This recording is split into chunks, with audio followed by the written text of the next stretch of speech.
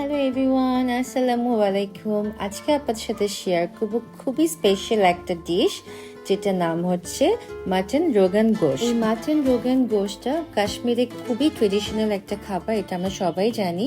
So let's get started. প্রথমে আমি এখানে 1.5 কেজির মতন খাসি মাংস নিয়েছি। তারপর একটা কড়াইতে আমি তেল দিয়ে দিব। তেলটা গরম হয়ে যাওয়ার পর তারপর এখানে আমি আস্ত কিছুটা জিরা দিয়ে দিব। জিরাটা হালকা ফ্রাই হয়ে গেলে দেন আমি এখানে 3 টেবিল স্পুন অনিয়ন পেস্ট দিয়ে দিব। তারপর দিয়ে দিব হচ্ছে আপনার গরম মশলা। গরম মশলার মধ্যে কি কি দিয়েছি, এখানে আমি লং দিয়েছি, এলাচ দিয়েছি, গোটা অনেকগুলা সাদা গোলমরিচ দিয়ে দিব। তারপর দিয়ে দিব কালো গোলমরিচের গুঁড়া, দেন দিয়ে দিব তেজপাতা আর দারচিনি।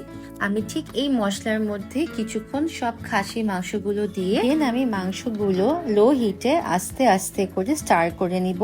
ঠিক ততক্ষণ করব যতক্ষণ না মশলার কাঁচা যে স্মেলটা থাকে ওটা চলে যাওয়া পর্যন্ত আমি অনেকক্ষণ কষাতে থাকবো। তারপর স্টেপ বাই স্টেপ আমি হলুদের গুঁড়া দিয়ে দিব, তারপর টমেটো পেস্ট দিয়ে দিয়েছি, তারপর অ্যাড করে দিব 3 টেবিল স্পুন রসুনের বাটা, 3 টেবিল স্পুন আদা বাটা, 3 টেবিল স্পুন জিরার বাটা। এগুলো দেওয়ার পর আমি কিছুক্ষণ আবার কষিয়ে নিব। ঠিক হাফ অ্যান আওয়ার কষানোর পর আমার মাংসটা দেখতেই পাচ্ছেন কালারটা যেটা আসছে, this is not the actual colour basically.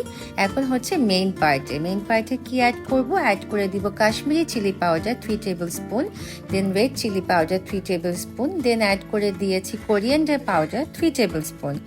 এরপর দেখতেই পাচ্ছেন আমার মাংসের কালারটা কিন্তু পুরাপুরি একদম অরিজিনাল কাশ্মীরি মাটন রোগান গোশের মতোই কিন্তু চলে এসেছে। এখন আমি আবার 1 ঘন্টার মতন মাংসটাকে কষিয়ে নিব।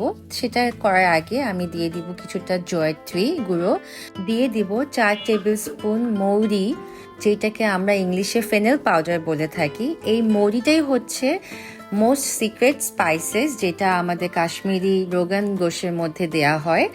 দেন আমি অ্যাড করে দিব টক দই 4 টেবিল স্পুন, দেন আবার 10 মিনিটের মতন মাংসটাকে আমি কষিয়ে নিব। দেখতেই পাচ্ছেন কালারটা কিন্তু খুবই সুন্দর আসছে। এখন আমি এই মাংসের মধ্যে পানি অ্যাড করে দিব। পানি অ্যাড করে দিয়ে এটাকে আমি এখন প্রেসার কুকারে দিয়ে দিব। I will let my mutton rogan gosh simmer for approximately 40 minutes with medium heat. Mutton rogan গোশটা দেখতেই পাচ্ছেন টেক্সচারটা কতটাই সুন্দর হয়েছে।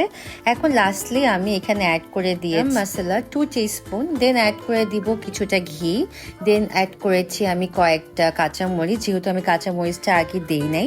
So that's it, my mutton rogan gosh is ready to be served. It's a really easy process. Don't forget to try this recipe at your home, and also don't forget to follow my page and সেই সাথে like, comment and share করে দিবেন।